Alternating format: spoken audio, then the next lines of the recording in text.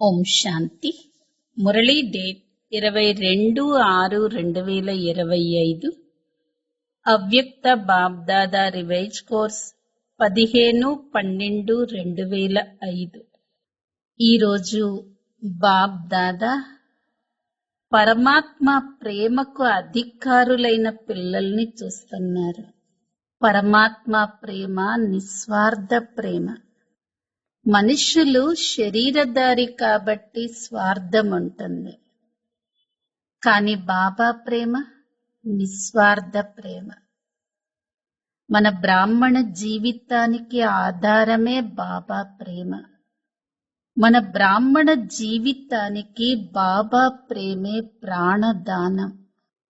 ప్రేమ లేనట్లయితే ఈ జీవితంలో మధురత ఉండదు, నిస్సారంగా ఉంటుంది. బాబా ప్రేమ జీవితంలో తోడు యొక్క అనుభూతి చేయిస్తుంది. సహచరునిగా ఈ బాబా సహయోగిగా ఉంటారు. ఎక్కడ బాబా ప్రేమ ఉంటుందో అక్కడ బాబా తోడుంటాడు. బాబానే మన తోడుంటే అన్నీ చాలా సహజంగా సరళంగా జరిగిపోతాయి. బాబా ప్రేమ పొందే ఏ వ్యక్తి అయినా ఏ వ్యక్తికి సాధనాలకు ఆకర్షితమవ్వరు. వారెప్పుడు బాబా ప్రేమలో మునిగి ఉంటారు. బాబా పిల్లల్లో ఒకరేమో ప్రేమ ఉన్న పిల్లలు, ప్రియమైన వారు. రెండో వారు ప్రేమలో నిమగ్నమయ్యేవారు. ఎవరైతే బాబా ప్రేమలో నిమగ్నమవుతారో వాళ్ళు బాబా ఏ ఆజ్ఞ చెప్పినా సహజంగా పాటిస్తారు. బాబా చెప్పే మొదటి ఆజ్ఞ ఏంటి? యోగిగా కండి, పవిత్రంగా కండి. 63 జన్మలు కష్టపడ్డారు. ఇది అలౌకిక జన్మ. ఈ అలౌకిక జన్మ ఆనందంగా గడపండి. కష్టంతో ముక్తులవ్వండి. ఇది కష్టపడే సమయం కాదు. ప్రేమ ఉన్న చోట కష్టం ఉండదు. ఒకవేళ కష్టపడుతున్నాము, కష్టం అనిపిస్తుంది అంటే ప్రేమ యొక్క పర్సెంటేజ్ ఎక్కడో తక్కువ ఉంది. అంటే ఏదో లీకేజ్ అవుతుంది. లీకేజ్ వలనే శ్రమ పడుతున్నాము. రెండు విషయాల లీకేజ్ వలన బ్రాహ్మణ జీవితంలో కష్టం అనిపిస్తుంది. ఒకటి పాత ప్రపంచ ఆకర్షణ. ప్రపంచము అంటే సంబంధాలు, పదార్థాలు అన్నీ వస్తాయి.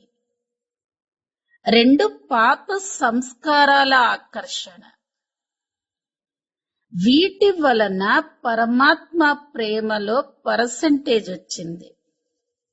ఈ ప్రపంచ ఆకర్షణ, సంస్కారాల ఆకర్షణ వల్ల అంతా ఏది పొందుతున్నా లీకేజ్ అయిపోతుంది. అందుకనే పదే పదే మన అనాది సంస్కారం, ఆది సంస్కారాన్ని గుర్తు తెచ్చుకోండి. బాబా వర్తమాన బ్రాహ్మణ జీవితం కూడా ఉన్నత సంస్కారాలని ధారణ చేయించాడు. అందరి లక్ష్యం ఏంటి అంటే బాబా సమానంగా కావటం అంటారు.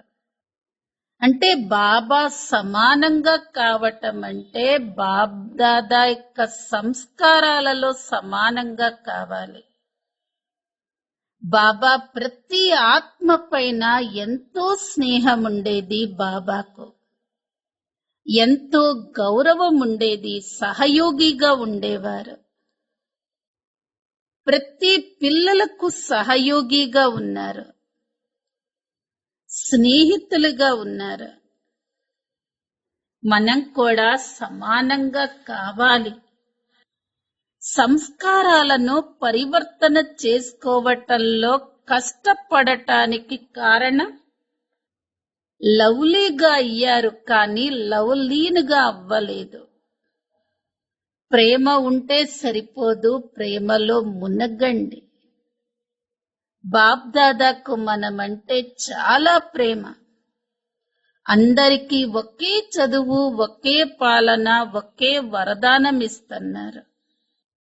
ప్రేమ ఉన్నది కాబట్టి ఎప్పుడు పిల్లల అవగుణాలు, బలహీనతలు ఆలోచనలో కూడా ఉంచుకోరు. నా ప్రియమైన పిల్లలు, మధురమైన పిల్లలంటారు. బాబాకి తెలుసు పరివర్తన చెయ్యాలి అంటే ఇదే సాధన. బాబా ఎంతో స్నేహపూర్వక మధురమైనటువంటి దృష్టి వృత్తితో చూస్తారు. మన దృష్టి వృత్తి ఎంత బాగుంటే బలహీనులను కూడా మహావీరులైపోతారు అంటాడు బాబా. అందుకనే ఎవరిలో పరివర్తన చెయ్యాలన్నా మన శ్రేష్ట భావాలు, శుభ భావన, శుభ కామనలతో ఎవరినైనా పరివర్తన చెయ్యొచ్చు. ప్రకృతిని పరివర్తన చేస్తామని ఛాలెంజ్ చేసిన వాళ్ళం మనమందరం మనుషులని పరివర్తన చేయలేమా? ఇతరులలో పరివర్తన తీసుకురావటానికి సహయోగిగా అవ్వండి. స్నేహపూర్వక సహయోగాన్నివ్వండి. మన మాస్టర్ సర్వశక్తివంతులం. బాబా నుండి లభించినవి ఇతరులకు పంచిపెట్టండి. ఈ రోజుల్లో విశేషంగా విశ్వంలో రెండు విషయాలపైన పూర్తి జాగ్రత్త పడుతున్నారు. ఒకటి ఎక్సర్సైజ్, వ్యాయామం. 2 భోజనం పైన అటెన్షన్. వాళ్ళు శరీరంతో వ్యాయామం చేస్తారు, కానీ మనం బ్రాహ్మణులం. ఇప్పుడు మనస్సు యొక్క ఎక్సర్సైజ్ చెయ్యాలి. బ్రాహ్మణుల నుండి ఫరిస్తా, ఫరిస్తా నుండి దేవత. ఈ మనస్సు యొక్క డ్రిల్ చెయ్యాలి. రెండవది శుద్ధమైన భోజనం. మనస్సులో శుద్ధ ఆలోచనలు. ఒక్కవేళ వ్యర్థ ఆలోచనలు, నెగిటివ్ ఆలోచనలు వస్తే మనస్సు భోజనం శుద్ధంగా లేనట్టు. కనుక మనస్సుతో ఎప్పుడూ శుద్ధమైన ఆలోచనలు చెయ్యండి. అప్పుడు శుద్ధమైన భోజనం చేసినట్టు. ఈ 2 నిరంతరం చేస్తూ ఉండండి. ఒకటి డ్రిల్, బ్రాహ్మణ ఫరిస్తా దేవత. రెండవది శుద్ధమైన ఆలోచనలు చెయ్యండి. ఇది చాలా చాలా అవసరము. ఈ రోజటి మధుర మహావాక్యాలు. ఇప్పుడు స్నేహము మరియు సహయోగముల రూపురేఖలను స్టేజ్ పైకి తీసుకురండి. ప్రతి ఒక్కరికి గుణాలు మరియు శక్తుల కానుకను ఇవ్వండి. ఈరోజు పరమాత్మ అయిన తండ్రి తన నలువైపులా ఉన్న పరమాత్మ ప్రేమకు అధికారులైన పిల్లల్ని చూస్తున్నారు. ఈ పరమాత్మ ప్రేమ అనేది విశ్వంలో కోట్లల్లో కొద్ది మందికే లభిస్తుంది. ఈ పరమాత్మ ప్రేమ నిస్వార్థమైన ప్రేమ. ఎందుకంటే ఒక్క పరమాత్మ తండ్రే నిరాకారుడు, నిరహంకారుడు. మనుష్యాత్మ శరీరధారి అయిన కారణంగా ఏదో ఒక స్వార్థంలోకి వచ్చేస్తుంది. పరమాత్మ అయిన తండ్రే తమ పిల్లలకు అటువంటి నిస్వార్థమైన ప్రేమనిస్తారు. పరమాత్మ ప్రేమ బ్రాహ్మణ జీవితానికి విశేష ఆధారం. బ్రాహ్మణ జీవితానికి ప్రాణదానం వంటిది. ఒకవేళ బ్రాహ్మణ జీవితంలో పరమాత్మ ప్రేమ అనుభవం తక్కువగా ఉన్నట్లయితే, ప్రేమ లేకపోతే జీవితం రమణీయకంగా ఉండదు. నిస్సారమైన జీవితం అయిపోతుంది. పరమాత్మ ప్రేమయే జీవితంలో సదా తోడుని కూడా ఇస్తుంది. సహచరునిగా అయ్యి సదా సహయోగిగా ఉంటారు. ఎక్కడైతే ప్రేమ ఉంటుందో, తోడు ఉంటుందో అక్కడ అన్నీ చాలా సహజంగా సరళంగా అయిపోతాయి. కష్టం యొక్క అనుభవం ఉండదు. అటువంటి అనుభవం ఉంది కదా. పరమాత్మ ప్రియులు ఏ వ్యక్తి లేక ఏ సాధనాల ఆకర్షణలోకి రారు. ఎందుకంటే పరమాత్మ ఆకర్షణ, పరమాత్మ ప్రేమ ఎంతగా అనుభవం చేయిస్తుందంటే వారు ప్రేమ కారణంగా సదా లవలీనమై ఉంటారు. దీనినే అందరూ పరమాత్ముల్లో లీనమైపోవటం అని అనుకుంటారు. పరమాత్మలో లీనమవ్వరు, కానీ పరమాత్మ ప్రేమలో లీనమవుతారు.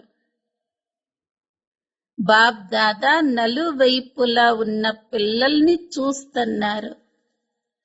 అందరూ పరమాత్మ ప్రియులుగా అయితే అయ్యారు, కానీ ఒక్కరేమో లవ్లీ పిల్లలు అంటే ప్రియమైన పిల్లలు, ఇంకొకరు లవలీనులైన పిల్లలు. అందరూ ప్రియమైన పిల్లలేగా ఉన్నారు, కానీ ప్రేమలో మునగండి. ఇలా ఎంతవరకు ఉన్నాము అని మిమ్మల్ని మీరు ప్రశ్నించుకోండి. లవలీనులైన పిల్లల గుర్తు వారు సదా పరమాత్మ ఆజ్ఞపై సహజంగా నడుస్తారు. ఆజ్ఞలో కూడా ఉంటారు మరియు దేహ బాణం నుండి బలిహారమై కూడా ఉంటారు. ఎందుకంటే ప్రేమ ఉన్నప్పుడు బలిహారం అవ్వటం కష్టం కాదు. అన్నింటికంటే మొదటి ఆజ్ఞ యోగి భవ, పవిత్ర భవ. బాబాకు పిల్లలపై ప్రేమ ఉన్న కారణంగా పిల్లలు కష్టపడటం బాబా చూడలేరు. ఎందుకంటే పిల్లలు 63 జన్మలు చాలా కష్టపడ్డారు.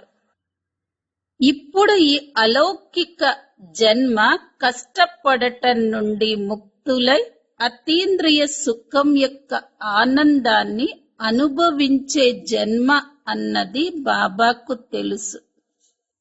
మరి అమితానందాన్ని అనుభవిస్తున్నారా లేక కష్టపడాల్సి వస్తుందా? ప్రేమ ఉన్నప్పుడు ఆజ్ఞపై నడవటం కష్టం అనిపించదు. ఒకవేళ కష్టపడాల్సి వస్తుందంటే ప్రేమ యొక్క శాతం తక్కువగా ఉందని అర్థం. ఎక్కడో అక్కడ ప్రేమలో ఏదో లీకేజ్ ఉంది. రెండు విషయాల లీకేజు శ్రమ పడేలాగా చేస్తుంది. ఒకటి పాత ప్రపంచపు ఆకర్షణ, ప్రపంచంలో సంబంధాలు, పదార్థాలు అన్నీ వచ్చేస్తాయి. రెండు పాత సంస్కారాల ఆకర్షణ. ఈ పాత ప్రపంచం మరియు పాత సంస్కారాలు తమ వైపుకు ఆకర్షితం చేసేస్తాయి. కనుక పరమాత్మ ప్రేమలో శాతం వచ్చేస్తుంది.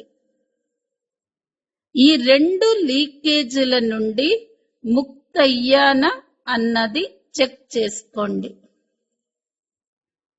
ఆత్మలైన మీ అనాది సంస్కారము మరియు ఆది సంస్కారం ఏమిటి? మరియు ఇప్పుడు అంతిమంలోని బ్రాహ్మణ జీవితపు సంస్కారం ఏమిటి అన్న దానిని గుర్తు చేసుకోండి. అనాదిలో కూడా, ఆదిలో కూడా మరియు అంతిమంలో కూడా శ్రేష్ఠ సంస్కారాలు ఉన్నాయి. ఈ పాత సంస్కారాలు మధ్యలో వచ్చినవి. అనాదిలోనివి కాదు, ఆదిలో ఉన్నవి కాదు, అంతిమంలోనివి కావు. కాని అందరి లక్ష్యమేమిటి? పిల్లలు ఎవర్ని అడిగినా వారు ఒకటే సమాధానమిస్తారు: బాబా సమానంగా కావటమే లక్ష్యము అని అంటారు. ఇదే కదా? ఇదే అయితే చేతులెత్తండి. ఇదే మీ లక్ష్యమా? పక్కానా? లేక మధ్య మధ్యలో మారిపోతుందా? బాబా మరియు దాదా ఇరువురి సమాన సంస్కారం ఏది అని బాబా పిల్లల్ని అడుగుతారు. బాబా ఎల్లప్పుడూ ప్రతి ఆత్మ పట్ల ఉదార చిత్తులుగా ఉన్నారు. ప్రతి ఆత్మ పట్ల స్నేహంగా ఉంటూ గౌరవ స్వరూపంలో సహయోగిగా ఉన్నారు. అలా స్వయం కూడా మిమ్మల్ని ప్రతి ఆత్మ పట్ల సహయోగిగా అనుభవం చేస్తున్నారా? సహయోగం ఇస్తే సహయోగిగా అవుతాము అని కాదు, స్నేహం ఇస్తే స్నేహిగా అవుతాను అని కాదు. ఎలాగైతే బ్రహ్మా బాబా పిల్లల ప్రతి ఒక్కరి పట్ల సహయోగిగా అయ్యారో, స్నేహితులుగా అయ్యారో, అలా సర్వులకు సదా స్నేహితులుగా మరియు సహయోగులు, దీనినే సమానంగా అవ్వటము అని అంటారు.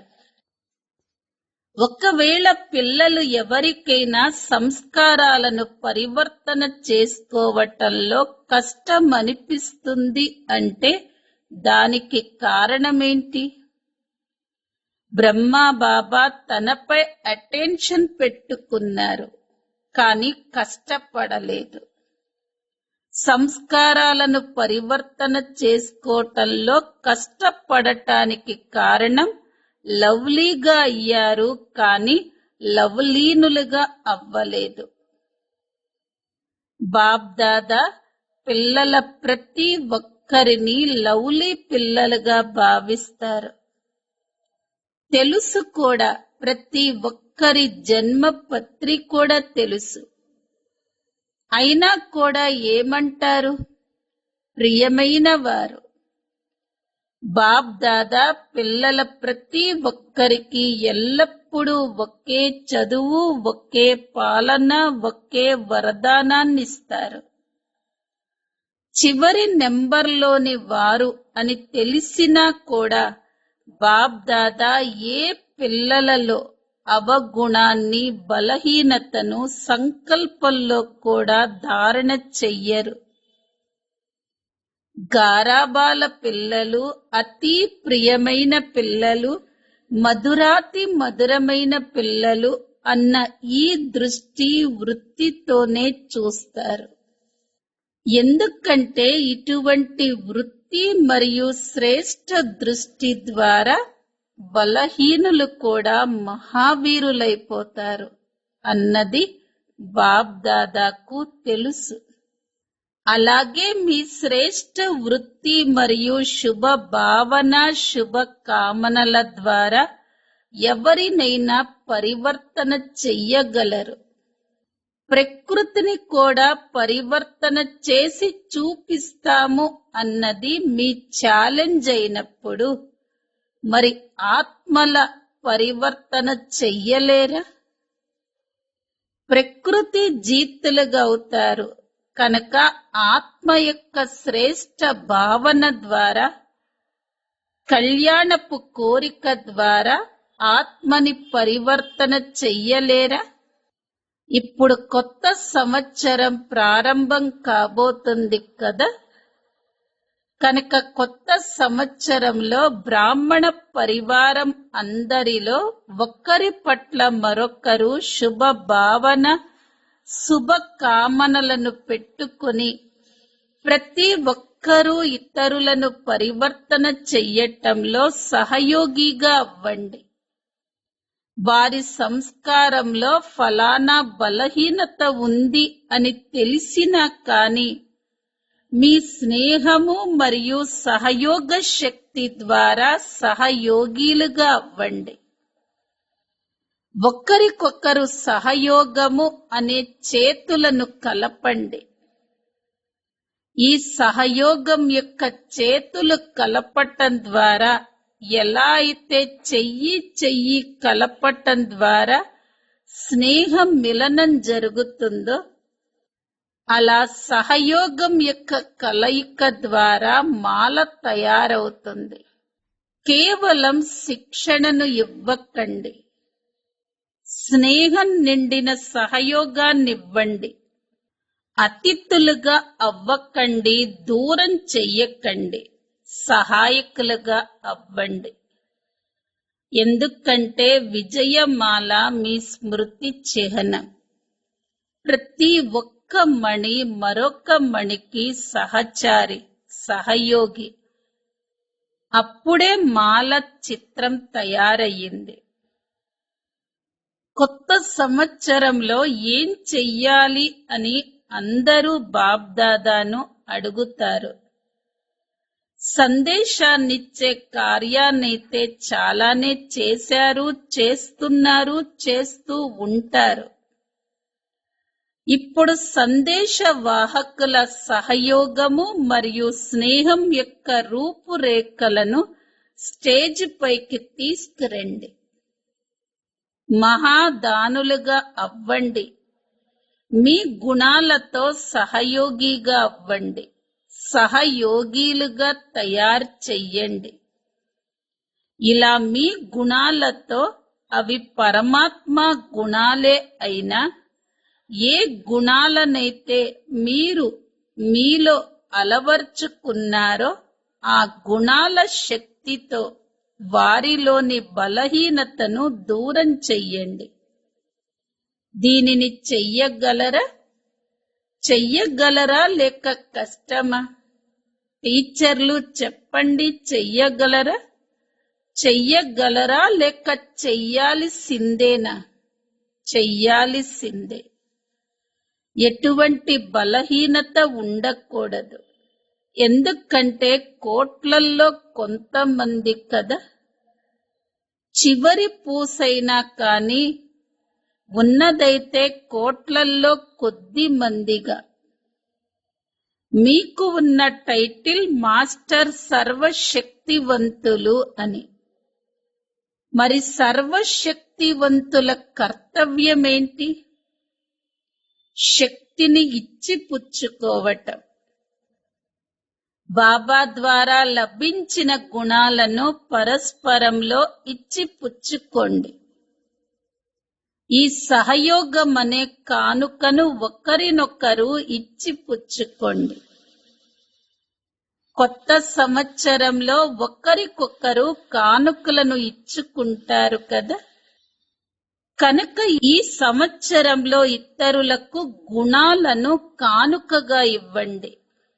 ఒకవేళ కళ్యాణ భావనను ఉంచుకున్నట్లయితే ఏ విధంగా అయితే భాషణ చేసి వాణి ద్వారా సందేశాన్ని ఇస్తారో అలా మీ కళ్యాణ భావన ద్వారా, కళ్యాణ వృత్తి ద్వారా, కళ్యాణపు వాయుమండలం ద్వారా ఈ గుణాల కానుకనివ్వండి, శక్తుల కానుకనివ్వండి.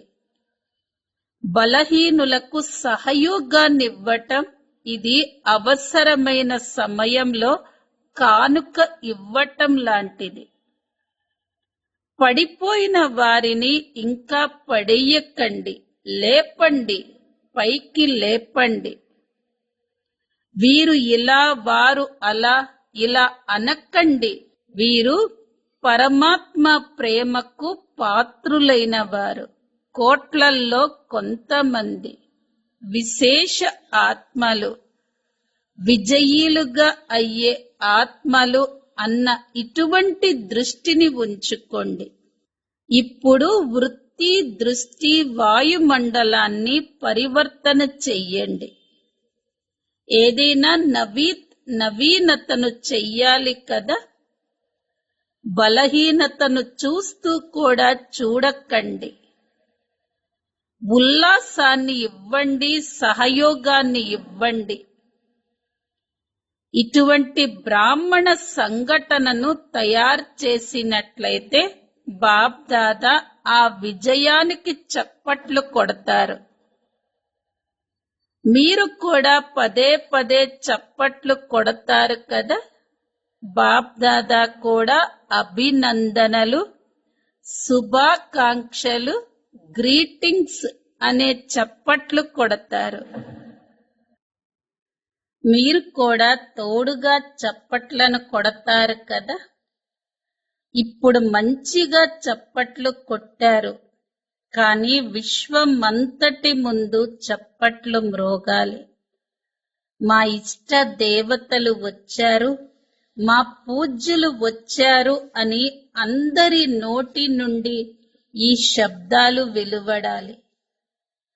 లక్ష్యం పక్కాగా ఉంది కదా. పక్కాగా ఉందా లక్ష్యం? చెయ్యాల్సిందే కదా. లేక చేస్తాములే, ప్లాన్ తయారు చేస్తాములే అనా? చెయ్యాల్సిందే. ప్లాను చేస్తాము అని కాదు, చెయ్యాల్సిందే. అందరూ ఎదురు చూస్తున్నారు. వారి ఎదురు చూపులను సమాప్తం చెయ్యండి. ప్రత్యక్షమయ్యేందుకు ఏర్పాట్లను చెయ్యండి. చూడండి, ఇప్పుడు ప్రకృతి కూడా ఎంత విసిగిపోతూ ఉందో. మరి ప్రకృతిని కూడా శాంతపరచండి. మీరు ప్రత్యక్షమైపోతే విశ్వశాంతి స్వతహాగానే ఏర్పడుతుంది. అచ్చా, ఈ రోజుల్లో విశ్వంలో 2 విషయాలు విశేషంగా జరుగుతున్నాయి. ఒకటి ఎక్సర్సైజ్, వ్యాయామం. 2 భోజనం పైన అటెన్షన్ పెట్టటం. మరి మీరు కూడా ఈ రెండింటిని చేస్తున్నారా? మీ ఎక్సర్సైజ్ ఏంటి? శారీరక వ్యాయామాలైతే అందరూ చేస్తారు, కానీ మనస్సు యొక్క ఎక్సర్సైజు ఇప్పుడిప్పుడే బ్రాహ్మణుల నుండి ఫరిస్తాలు మరియు ఫరిస్తాల నుండి దేవతలు. ఈ మనసా డ్రిల్లును చేసే అభ్యాసాన్ని ఎల్లప్పుడూ చేస్తూ ఉండండి. 2 శుద్ధ భోజనం. మనస్సులో శుద్ధ సంకల్పాలు. ఒకవేళ వ్యర్థ సంకల్పాలు, నెగటివ్ సంకల్పాలు వచ్చినట్లయితే అది మనస్సు యొక్క అశుద్ధ భోజనం అవుతుంది. కనుక మనస్సులో సదా శుద్ధ సంకల్పాలుండాలి. 2 చెయ్యటం వస్తుంది కదా.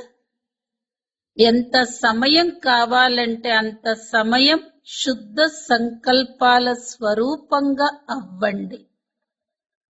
అచ్చా, నలువైపులా ఉన్న పరమాత్మ ప్రియులైన అధికారి విశేష ఆత్మలకు సదా ఒకరినొకరు సహయోగిలుగా అయ్యేవారు, బాబాకు స్నేహి మరియు సహయోగి ఆత్మలకు సదా విజయీలు మరియు విజయ పతకాన్ని విశ్వంలో వ్యాపింపచేసే వారికి, ఈ లక్ష్యాన్ని ప్రాక్టికల్లో తీసుకొచ్చే విజయీ పిల్లలకు, సదా పాత ప్రపంచం మరియు సంస్కారాల ఆకర్షణ నుండి దూరంగా ఉండేవారికి, బాబా సమానమైన పిల్లలకు, మనోభిరాముడైన బాబా యొక్క హృదయపూర్వకమైన ప్రియ స్మృతులు మరియు నమస్తే.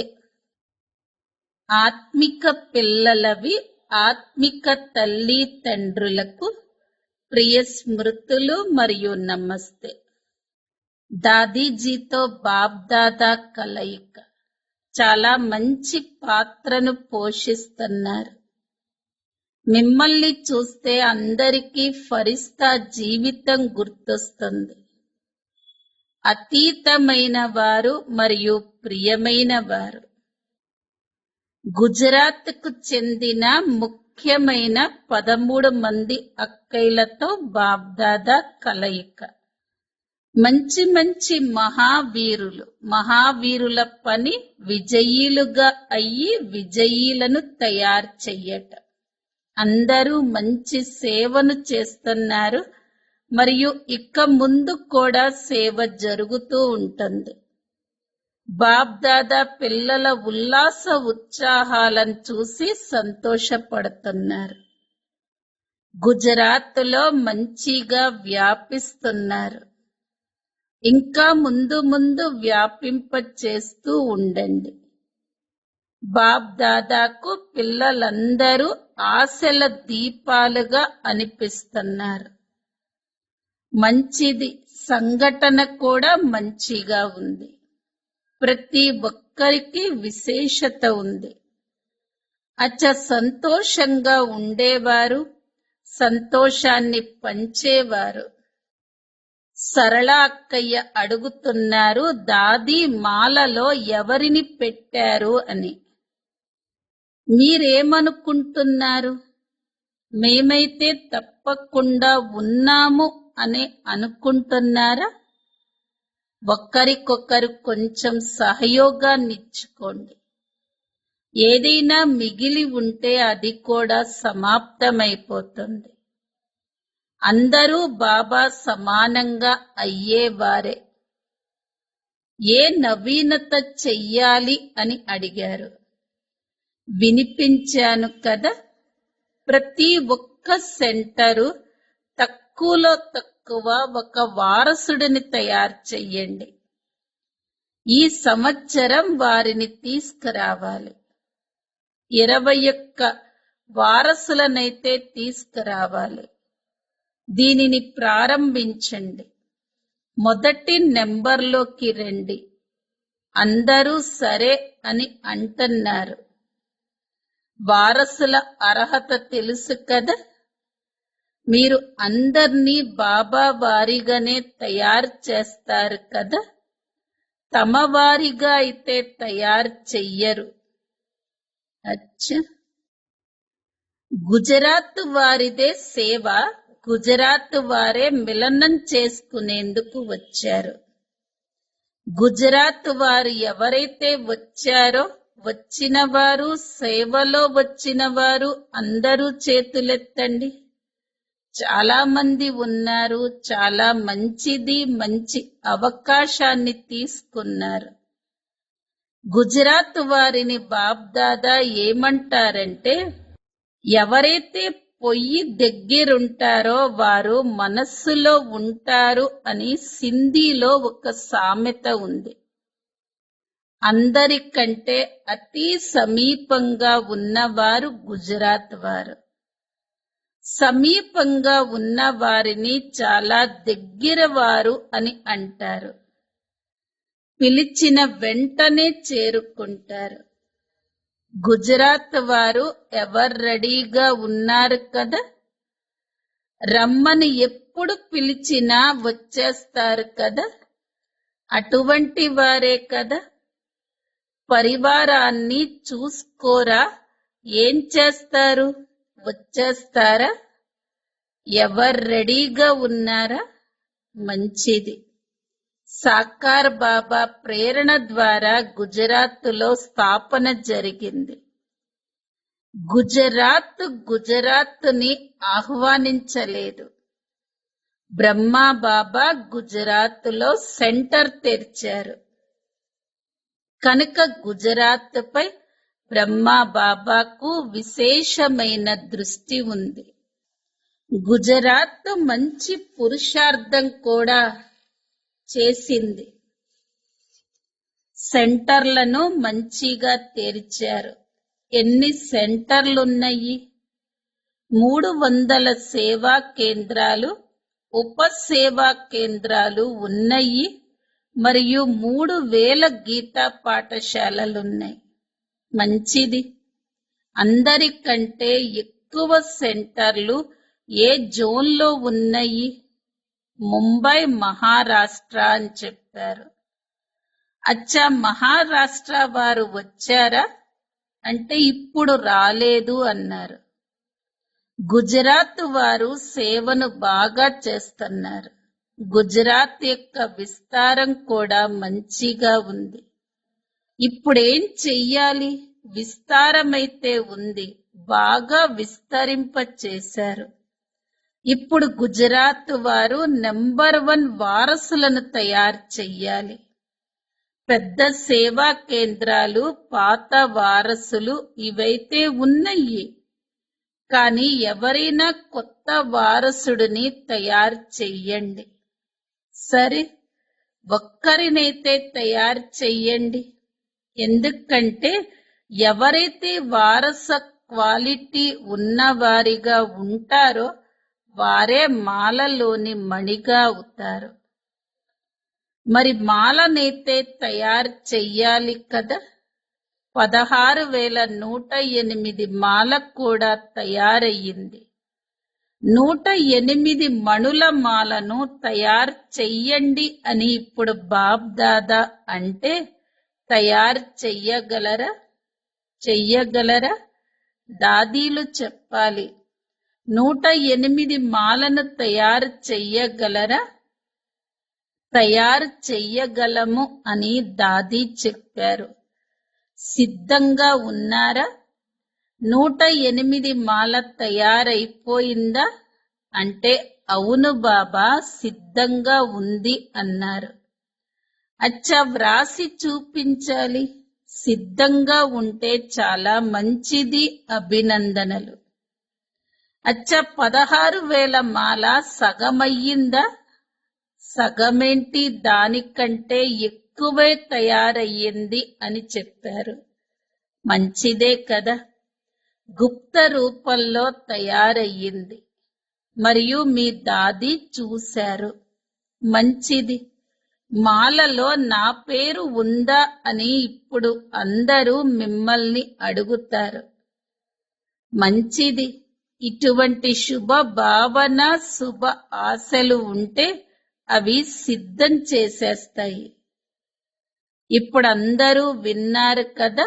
నేను ఆ మాలలో ఎవరు రెడీగా ఉన్నానా అని మిమ్మల్ని మీరు చెక్ చేసుకోవాలి. అచ్చా, ఇంకేం చెయ్యాలి? క్యాడ్ గ్రూప్ వచ్చింది అంటే హార్ట్ పేషెంట్ల గ్రూప్. మంచిది. శబ్దం వ్యాపింప చేసేందుకు ఈ సాధనం కూడా చాలా మంచిగా ఉంది. ఎందుకంటే ప్రత్యక్షంగా రుజువును చూస్తారు కదా. అంతేకాక ఖర్చు లేకుండా మెడిటేషన్ ద్వారా బాగైపోవటం అందరికీ చాలా మంచిగా అనిపిస్తుంది. ఇప్పుడు నెమ్మది నెమ్మదిగా దీనిని వృద్ధి చేస్తూ ఉండండి. చేస్తున్నారు మరియు సఫలత కూడా లభిస్తూ ఉంది అని విన్నాము. ఇంకా కూడా సఫలత లభిస్తూ ఉంటుంది. ఈ కార్యానికి నిమిత్తులైన వారిని బాప్ దాదా అభినందిస్తున్నారు. అఫీషియల్ గా గవర్నమెంట్ వరకు రిజల్ట్ చేరుకుంటుంది. ఇంకా కూడా ఎక్కువగా వ్యాపిస్తూ ఉన్నట్లయితే మెడిటేషన్ యొక్క మహత్వము ఎక్కువవుతూ ఉంటుంది. బాప్ దాదాకు ఈ విధి మంచిగా అనిపిస్తుంది. అచ్చ, వరదానం. మనస్సు యొక్క మౌనం ద్వారా సేవలో నూతన ఇన్వెన్షన్లను కనుగొనే సిద్ధి స్వరూప భవ. ఏ విధంగా ప్రారంభంలో మౌన వ్రతాన్ని పాటించినప్పుడు అందరూ ఫ్రీ అయిపోయేవారు, సమయం మిగిలేది. అలా ఇప్పుడు మనస్సు యొక్క మౌనం పాటించండి. దీని ద్వారా వ్యర్థ సంకల్పాలు రాను కూడా రాకూడదు. ఏ విధంగా నోటి నుండి శబ్దం రాదో అలా వ్యర్థ సంకల్పం రాకుండా ఉండటం ఇదే మనస్సు మౌనం. అప్పుడిక సమయం మిగిలిపోతుంది. ఈ మనస్సు మౌనం ద్వారా సేవలో ఎటువంటి కొత్త ఇన్వెన్షన్లు వెలువడతాయంటే వాటి ద్వారా సాధనాలు తక్కువ మరియు సిద్ధి ఎక్కువగా ఉంటుంది. ఏ విధంగా సైన్స్ సాధనాలు క్షణంలో విధిని ప్రాప్తి చేయిస్తాయో అలా ఈ సైలెన్స్ సాధనాల ద్వారా క్షణంలో విధి ప్రాప్తిస్తుంది. స్లోగన్: ఎవరైతే స్వయం సమర్పిత స్థితిలో ఉంటారో సర్వుల సహయోగం కూడా వారి ముందు సమర్పితమైపోతుంది. అవ్యక్త ప్రేరణలు: ఆత్మిక స్థితిలో ఉండే అభ్యాసం చెయ్యండి, అంతర్ముఖులుగా అవ్వండి.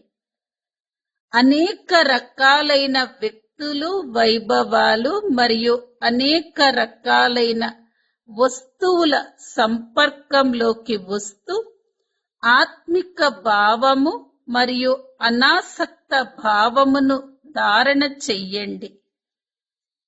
ఈ వైభవాలు మరియు వస్తువులు అనాసక్తత ముందు దాసీల రూపంలో ఉంటాయి మరియు ఆసక్తి భావన ఉన్న వారి ముందు అయస్కాంతం వలె ఇరికించేలాగా ఉంటాయి.